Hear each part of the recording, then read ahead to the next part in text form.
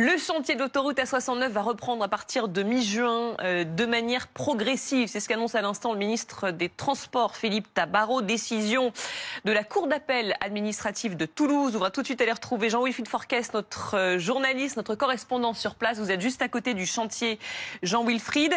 Reprise donc après 3 mois d'arrêt forcé. Oui, c'est ça, reprise ici de ce chantier dans quelques semaines, quelques mois, parce que, regardez, Joanne de Marle, qui est à la caméra et qui m'accompagne, va vous montrer ce chantier.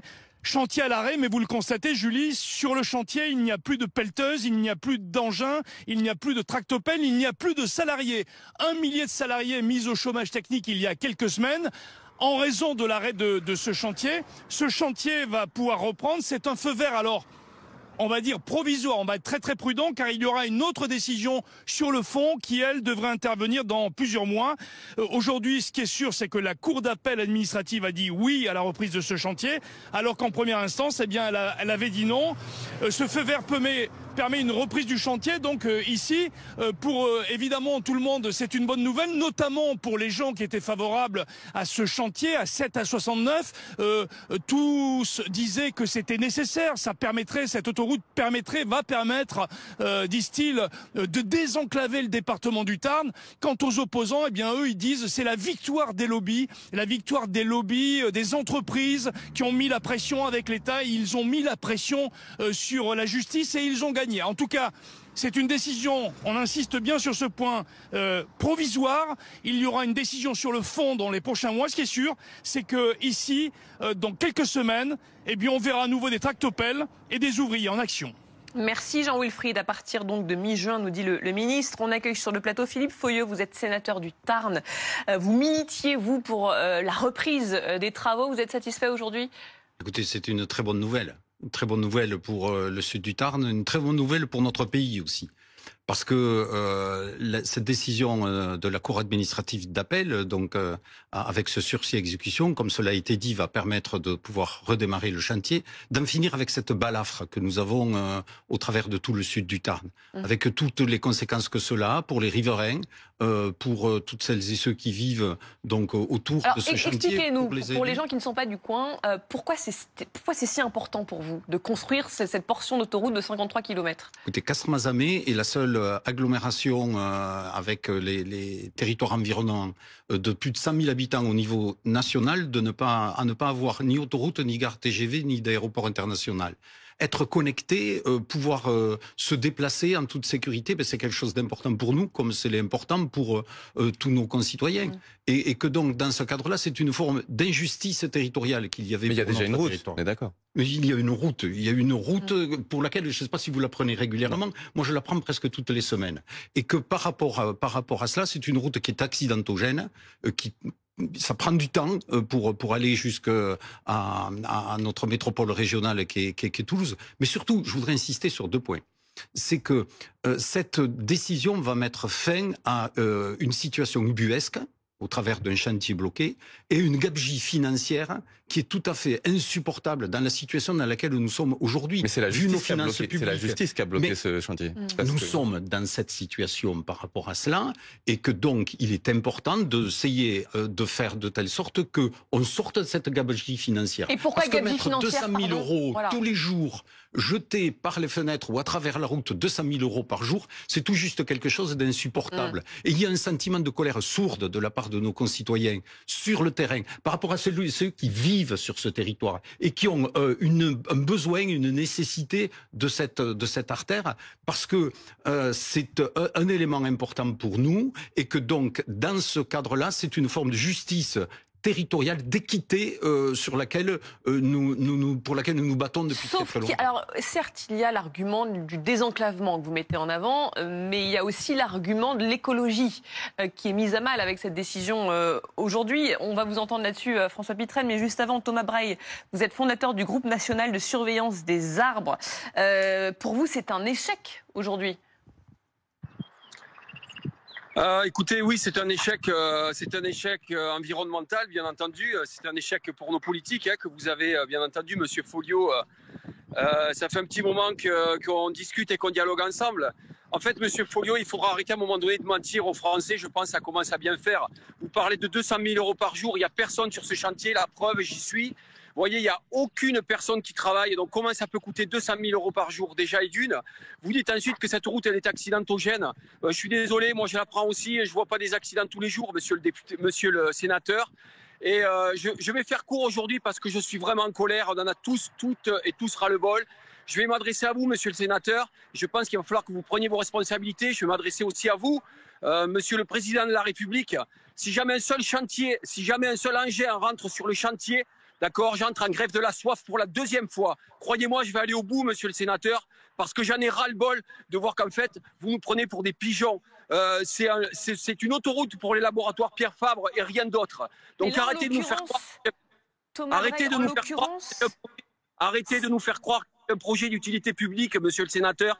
90% des personnes du territoire ont dit non à ce projet. Il y a de cela maintenant 2 ans sur 6200 avis déposés sur une enquête publique environnementale. Donc je vais couper parce que je suis vraiment en colère aujourd'hui. Je ne vais pas continuer le débat. Je suis désolé. Moi, je suis journaliste, je ne suis pas politique. Je voulais juste vous poser une question, Thomas Breil. En l'occurrence, c'est une décision de la justice qui estime que les arguments développés par vous, par les associations et les personnes qui contestent les autorisations environnementales ne paraissaient pas sérieux. Très bien, alors parlons-en de cette décision de justice.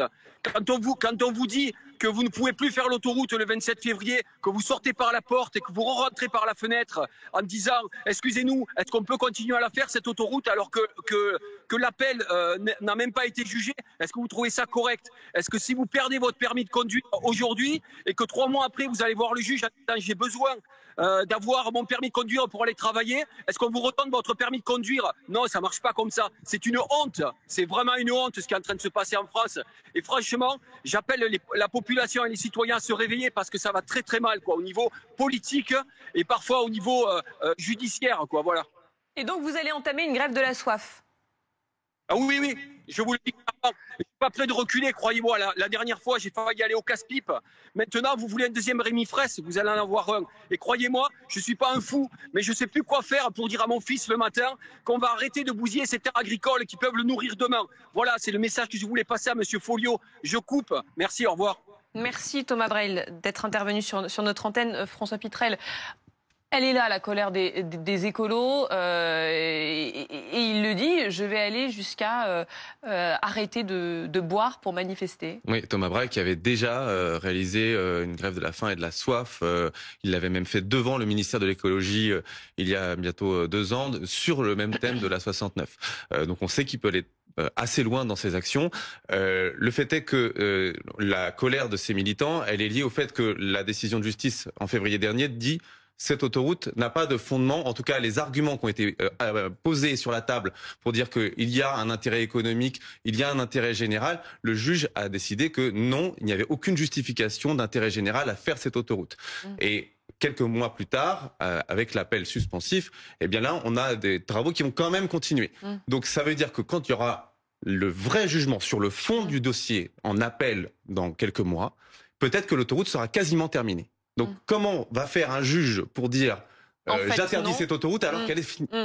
C'est là où les militants écologistes sont très... C'est pour ça que c'est la victoire des politiques finalement, là, ce qui se passe. C'est la victoire de la politique, en tout cas c'est une décision de justice. Mais vous les entendez ces arguments quand même est-ce que ça va vraiment dans le sens de l'histoire, ce qui est en train de se passer? On sait à quel point l'écologie pèse, est importante. Écoutez, moi si j'étais militant écologiste, je me réjouirais de la reprise de ces chantiers parce que ça va permettre la réalisation de tous les travaux de compensation et de surcompensation écologique que nous avions négociés dans le cadre de la réalisation de cette infrastructure. Ça, je crois que c'est quelque chose d'important. Aujourd'hui, je veux dire, on l'a vu sur vos images, le chantier, il y est. Et vous savez, vous avez nombre de personnes qui, sur le territoire, étaient au départ un petit peu indifférentes par rapport à cette réalisation, voire certains qui étaient opposés, mais qui maintenant nous disent il faut aller jusqu'au bout. Et contrairement à ce que dit monsieur Breil, c'est la quasi-totalité des élus l'immense majorité de la population du territoire est favorable à ce projet. Il y a quelques personnes comme M. Braille qui sont opposées. C'est leur droit. Ils l'expriment de la façon qu'ils veulent. Mais en tout état de cause, moi je ferai simplement remarquer une chose, c'est que depuis le début, nous avons toujours respecté la légalité. Il y a eu 14 décisions de justice avant celle du 25 février dernier qui ont été favorables à ce projet, favorables à cette réalisation. Il y en a eu une qui a été défavorable. Celle-ci a été corrigée au travers de ce sursis exécution. Il y a eu, depuis le début, un certain nombre d'actions et de manœuvres, j'allais dire presque dilatoires de la part des opposants pour essayer de retarder ce chantier, pour essayer de retarder cette réalisation. Et bien maintenant, il faut finir par rapport à cela. Parce qu'on ne peut pas rester dans cette situation. Par rapport aux personnes qui vivent autour de ce chantier, par rapport à un village comme Saint-Germain-des-Prés qui est coupé en deux, avec les conséquences financières, comme je l'ai dit tout à l'heure, les éléments sur un plan économique, sur un plan agricole, des agriculteurs qui ont les réseaux d'irrigation qui sont coupés. Voilà, ce sont les réalités que nous vivons sur le terrain. Et ensuite, je crois qu'il est important aussi de rappeler que celles et ceux qui sont contre ce projet ont eu l'occasion de s'exprimer. Il y a eu des manifestations violentes, il y a eu des ZAD, il y a eu des menaces contre. Vous avez vu, il dit il y aura un nouveau Rémi Fraisse. Il y a eu des attaques, il y a eu des attaques contre le chantier, il y a eu des menaces contre les élus. Quand il y a eu une manifestation début mars de celles et ceux qui sont favorables au projet, il y a eu 5000 personnes, plus de 5000 personnes qui se sont retrouvées sur le chantier. Il n'y a pas eu un incident. Parce que nous avons respecté l'état de droit. Mais la question, c'est pas ça. La question, c'est pas les Attendez, François Pitrel, allez-y. Là, le fait est que c'est le fondement de cette autoroute. C'est est-ce qu'on en a besoin? Est-ce qu'il y a un intérêt général? Le juge, dans un premier jugement, dit non, il n'y en a pas un besoin vital pour ce territoire. Et c'est vrai qu'il y a beaucoup de géographes qui disent que faire une autoroute entre une petite ville et une métropole, il n'y a aucune preuve que ça apporte un développement économique.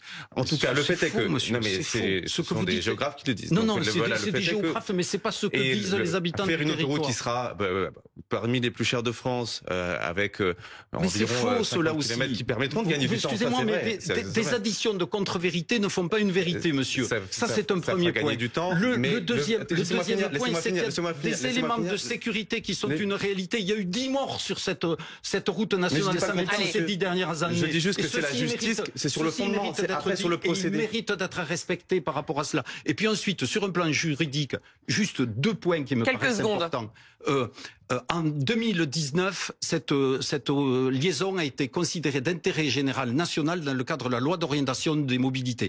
Et en 2021, la plus haute juridiction administrative du pays, le Conseil d'État, a validé l'utilité publique de cette autoroute. Donc par rapport à cela, je veux dire, il n'y a pas de problème sur un plan, je veux dire, de droit au regard des choses. Donc nous sommes du reste au travers de la loi dite de validation en train de sécuriser les choses sur un plan juridique pour faire de telle sorte que ce projet puisse arriver à son terme, comme je l'ai dit au début, que le bon sens, l'oubiaïs puisse l'emporter, parce que c'est un enjeu important et essentiel. Et alors que sur place, il y aura un autre jugement dans quelques mois. Pour notre territoire et pour le pays. C'est un feu vert provisoire, appelle la justice, mais vous le rappeliez aussi, François Pitrel, même si la justice dit en fait non, on arrête, la construction, elle va reprendre à mi-juin. Donc ça va être compliqué. En tout cas, les écologistes sur place se mobilisent. On vient d'en entendre un.